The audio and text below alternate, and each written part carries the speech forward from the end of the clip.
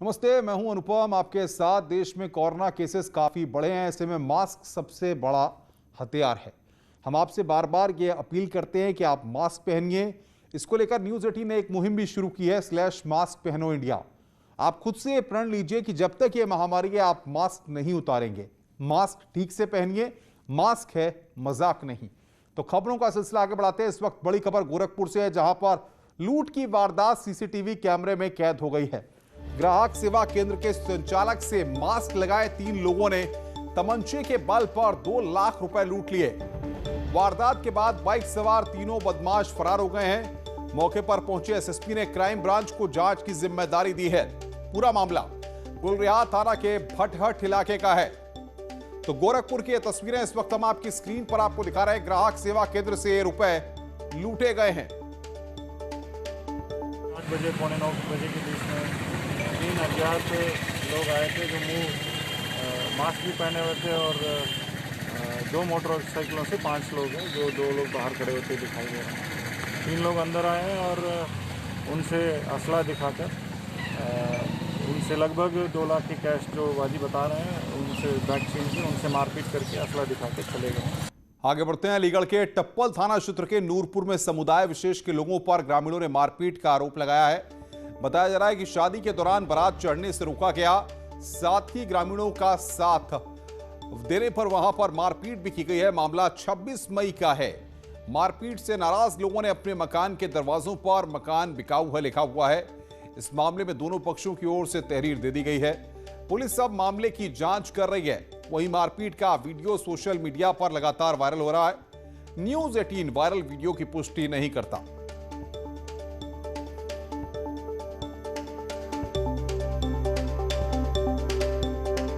तो ये 2 तस्वीरें इस वक्त हम आपकी स्क्रीन पर आपको दिखा रहे हैं। मकान बिकाऊ क्यों लिख रखा है ये? मुसलमान लोग तंग करते हैं। क्यों तंग करते हैं? बारात नहीं चढ़ने देते हैं। फिर आपने पुलिस प्रशासन को इसकी सूचना दी? दी थी, सुनवाई नहीं की। अच्छा, आप ये पुलिस ये मिटाया था, ये कौन लोग मिटाने के लिए आए थे यहाँ? पुलिस वाले थे। और फिर आपने ये साफ कर दिए गए आपके गए? हाँ। यह कदमी रास्ता जब तक गांव बसवा और वो कदमी रास्ता है, निजी रास्ता वो ही है ना। और जो गांव हमारा तो हिंदू तो पहले बसे भाई, और जो तो बाद में आए हैं, मुसलमान तो बाद में आए यहाँ बसने को। और अब बारात नो मान लिया को वो तो उल्लंघन नोइन निकाल लेता है। पूरी माँ में है कि जामई जब रास्ता कच्ची दगड़े तो ऐसे ही लेकर जामई जब तो। और अब क्या कहते हैं, देखो बारात आते हैं तो मारपीटाई करते हैं, है ना, शीशा फोड़ देता है ना, लूटपाट करते हैं। कोई हिसाब की बात है? इंसान है जो कौन है? और सीधे रुख करते हैं अलीगढ़ के टप्पल का, जहां से हमारे संवाददाता प्रशांत पांडे हमारे साथ जुड़े हुए हैं, जहां पर वो उसी गांव में पहुंचे जहां की ये पूरी खबर है। प्रशांत, बताइए फिलहाल गांव में किस तरीके का आप माहौल देख रहे हैं और कितने ऐसे परिवार हैं जिनके साथ मारपीट की गई है? जी बिल्कुल अनुपम, देखिए 26 तारीख की घटना है और अब आके जो है पुलिस ने इसमें तहरीर पर मुकदमा दर्ज किया है। हालांकि करीब लगभग 100 परिवार ऐसे हैं जो पलायन करने के जो है बोर्ड लगा चुके हैं और अपने घरों के सामने उन्होंने मकान बिकाऊ का बोर्ड लगाया हुआ है। लेकिन साफ तौर पे अभी पुलिस प्रशासन के आला अधिकारी कुछ भी पूरे मामले में बोलने को तैयार नहीं है। लेकिन जिस तरीके से घटना को अंजाम दिया जाता है तो कहीं ना कहीं जो है पुलिस को प्रथम दृष्टया सूचना भी मिलती है, लेकिन बावजूद इसके पुलिस कोई कार्रवाई नहीं करती है। प्रशांत, अब तक कोई प्रशासन की टीम वहां पर पहुंची है? गांव वालों से वहां पर बात की है? पुलिस की कोई टीम जांच करने के लिए पहुंची है या मामले को ठंडे बस्ते में डाला जा रहा है? जी देखिए अनुपम, एक दिन थानाध्यक्ष जरूर मौके पे पहुंचे थे, लेकिन बावजूद इसके उन्होंने कोई कार्रवाई नहीं करी और उसके बाद पुलिस व प्रशासन का कोई भी आला अफसर वहां नहीं पहुंचा है।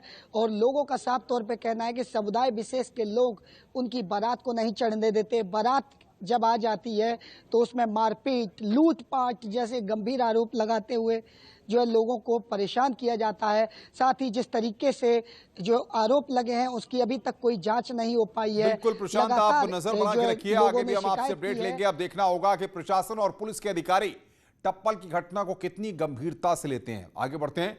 अलीगढ़ में सीएमओ ने अब तक 71 लोगों की मौत की बात कही है, जिनका पोस्टमार्टम हो चुका है। वहीं शराब पीने से 35 लोगों की मौत की पुष्टि की गई है। वहीं 36 लोगों की मौत को संदिग्ध माना गया है, जिनका विसरा सैंपल लैब भेजा गया है। तो अलीगढ़ शराब कांड पर यह बड़ी खबर, अब तक 71 लोगों की मौत हो चुकी है। सीएमओ साहब कह रहे हैं कि 35 की मौत शराब पीने से हुई है, जबकि बाकी जो लोग हैं 36 लोग, उनकी मौत संदिग्ध मानी जा रही है। कारण अब तक स्पष्ट नहीं है। अभी तक हम लोग 71 पोस्टमार्टम कर चुके हैं। 71 पोस्टमार्टम हो चुके हैं, जिसमें से लक्षणों के आधार पे 35 जो डेथ्स हैं वो ज़्यादा सजेस्टिव हैं अल्कोहल से पॉइजनिंग की। बाकी जो डेथ्स हैं वो संदिग्ध की श्रेणी में हैं और हम लोगों ने उसके विसरा और ब्लड सैंपल रखा हुआ है, जो हम लोग आगरा FSL में भेजेंगे। वहाँ से जब रिपोर्ट फाइनल आ जाएगी तभी हम कुछ उसके बारे में निश्चित रूप से कह पाएंगे। लेकिन सर आज तक जो है अभी तक 71 ही पोस्टमार्टम हो पाए सर? हाँ, अभी तक 71 हुए हैं, लेकिन अभी हो रहे हैं। अभी ये फाइनल टैली नहीं है, अभी भी और पोस्टमार्टम हो रहे हैं। तो जब ये घटना रुक जाएंगी, पोस्टमार्टम होने बंद हो जाएंगे, तभी फाइनल कह पाएंगे इस बार। अभी सर और कितने हो रहे हैं? नहीं, अभी मैं निश्चित रूप से ये नहीं कह सकता। अभी सुबह में 2 हुए हैं, कुछ बॉडी और रखी हुई है। उसमें से जैसे 3 थे, तो उसमें से एक इलेक्ट्रिकल डेथ थी और 2 संदिग्ध वाले थे।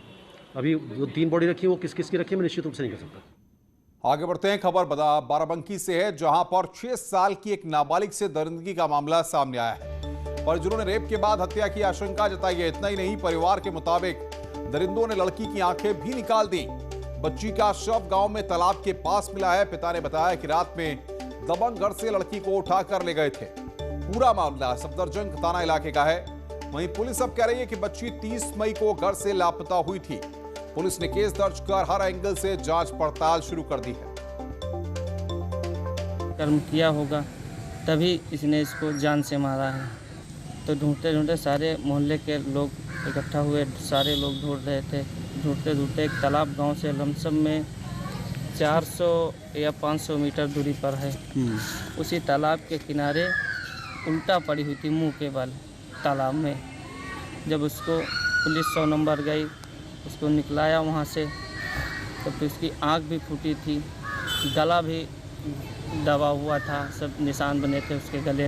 तालाब के किनारे एक बच्ची का शव बरामद हुआ है, जिसकी उम्र लगभग 6 वर्ष।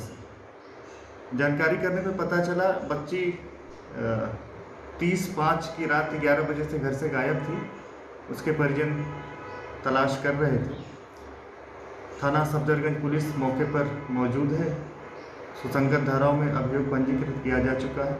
आवश्यक विधिक कार्रवाई की जा रही है।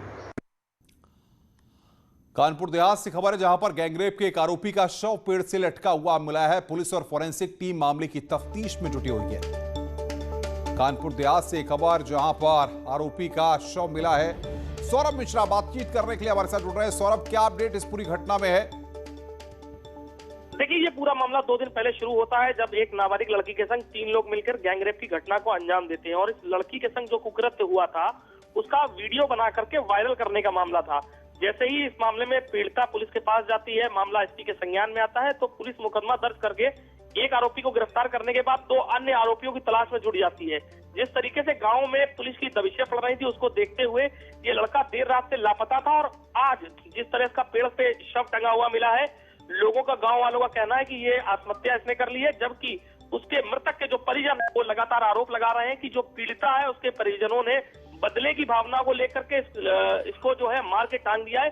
फिलहाल पुलिस अधिकारियों का कहना है कि शव को कब्जे में लेकर के पोस्टमार्टम के लिए भेजा गया है। पोस्टमार्टम रिपोर्ट आने के बाद ही साफ तस्वीर हो पाएगी कि क्या ये सुसाइड है या इसको मार के टांगा गया है। क्योंकि उसके शरीर पर कोई भी चोट के निशान नहीं है, तो ऐसा अनुमान लगाया जा रहा है। जो पुलिस उस पर दबिशें मार रही थी, गाँव में पुलिस लगातार कार्रवाई कर रही थी, उससे आहत होकर वो पुलिस की कार्रवाई से डरकर अपने कुकृत्य से शर्मसार होकर। बिल्कुल सौरभ, आप नजर बना के रखिए, आगे भी हम आपसे अपडेट लेते रहेंगे। इधर अलीगढ़ से बड़ी खबर आ रही है। ड्रग और नारकोटिक्स विभाग ने छापेमारी की है और 2 करोड़ की नशीली दवाइयों को जब्त किया है। छापेमारी के दौरान टीम ने एक आरोपी को भी गिरफ्तार कर लिया। अलीगढ़ से बड़ी खबर, 2 करोड़ की नशीली दवाइयां जब्त की गई हैं। ड्रग और नारकोटिक्स विभाग की टीम ने यहां पर एक कार्रवाई की है। एक स्टाफ को भी मौके से गिरफ्तार किया गया है। एजेंसी के नाम से एक लाइसेंस जारी हुआ था करीब 5 साल पहले। उसी पे ही उसके गोदाम उस पर कोई लाइसेंस पे काम नहीं हो रहा था, लेकिन उसी के नाम से गोदाम का लाइसेंस जारी नहीं हुआ है। उस बिना लाइसेंस के गोदाम पे कार्य हो रहा था, जिसमें सारी दवाएं मिली हैं, जो किसी भी दवा का कोई रिकॉर्ड नहीं मिला है। कहाँ से आती हैं, कहाँ को जाती हैं, पता नहीं, क्योंकि ना तो मालिक उसका हाजिर हुआ और ना मकान मालिक हाजिर हुआ। दोनों लोग नहीं हाजिर हुए कोई। बाराबंकी में एक मासूम की मौत के बाद परिजनों की रोते हुए तस्वीरें सामने आई थी। परिजन आरोप लगा रहे थे कि समय पर मासूम को इलाज नहीं मिला, अस्पताल की इमरजेंसी बंद थी, घर में सोते समय गिरकर बच्ची घायल हुई। सिरौली गौसपुर संयुक्त चिकित्सालय का यह पूरा मामला था। खबरों के बाद सीएमओ ने बयान जारी कर बताया कि परिजनों का आरोप गलत है।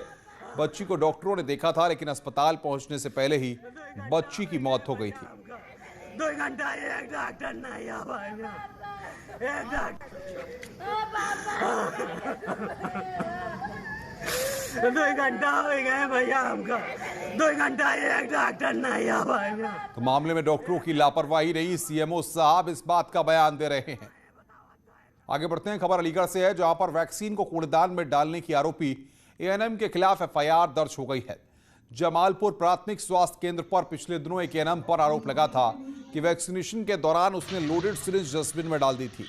इसके बाद जांच में डस्टबिन के अंदर वैक्सीन से भरी 29 सिरिंज मिली थी।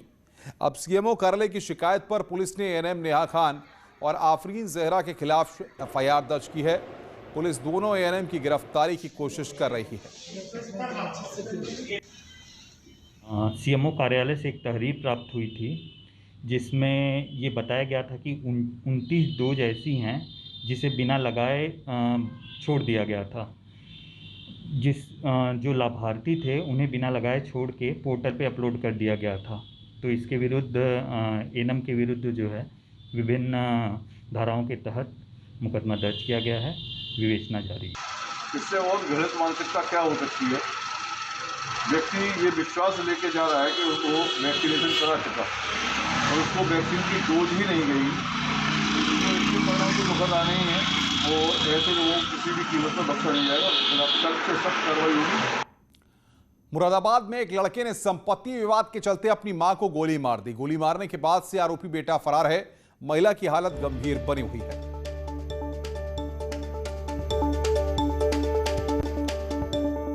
खबर जौनपुर से, जहां पर प्रेमी जोड़े ने जहर खाकर जान दे दी है। बताया जा रहा है कि दोनों शादी करना चाहते थे, लेकिन उनके परिजन इसके लिए राजी नहीं थे।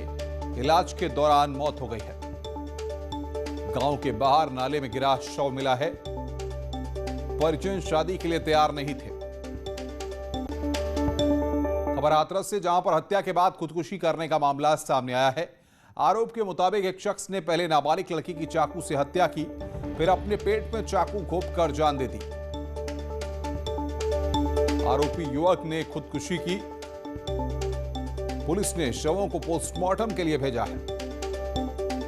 तत्काल क्षेत्राधिकारी सिकंदरा राव तथा थाना प्रभारी हसैन द्वारा मौके पर पहुंच के जांच की गई। जो गंभीर रूप से घायल लड़का था उसको तत्काल उपचार हेतु जिला अस्पताल भिजवाया गया, जहां डॉक्टरों ने उसे मृत घोषित कर दिया। इस सूचना पे फॉरेंसिक टीम को भी मौके पे बुलाया गया, जिनके द्वारा घटनास्थल का निरीक्षण किया गया तथा मौके से ही घायल युवक के पास पड़ा हुआ एक खून से सना हुआ चाकू भी बरामद हुआ है, जिसको पुलिस द्वारा कब्जे में लिया गया है। फतेहपुर में गंगा नदी में 6 शव मिलने से हड़कंप मच गया। हुसैनगंज थाना के बिठौरा घाट में शव मिलने की खबर के बाद एसडीएम पुलिस के साथ मौके पर पहुंचे और शवों को नदी से बाहर निकलवाया। इसके बाद सभी शवों का कोरोना प्रोटोकॉल के तहत अंतिम संस्कार कर दिया गया। जाकर के कुल 6 शव निकाले गए जो काफी पुराने थे। उनके 6 शवों की जांच MOIC बिठौरा से कराई गई और वो उनके रिपोर्ट के अनुसार और देखने में भी बदबू आ रही थी। काफी पुराने शव थे। डेकेड शव होने के कारण शिनाख्त नहीं हो सकी। उनका अंतिम संस्कार सम्मान पूर्वक वहीं बिठौरा घाट पर करा दिया गया है। बड़ी खबर आ रही है बांदा से, जहां पर पुलिस ने एक मीडिया कर्मी के घर से एक आरोपी को अरेस्ट किया है, लेकिन मीडिया कर्मी ने पुलिस पर फंसाने का आरोप लगाया है।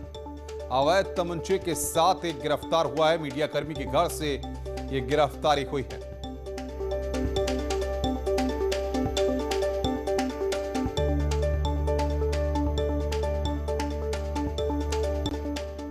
आगे बढ़ते हैं। प्रदेश में लॉकडाउन लगा हुआ है ताकि कोरोना की चेन को ब्रेक किया जा सके, लेकिन आज भी कई जगहों पर लोग कोरोना गाइडलाइन का उल्लंघन कर रहे हैं। हमीरपुर में लॉकडाउन के दौरान बाल बालाओं ने जमकर ठुमके लगाए। इस कार्यक्रम में कोविड गाइडलाइंस की जमकर धज्जियां उड़ाई गई। शादी के मौके पर इस कार्यक्रम का आयोजन किया गया था।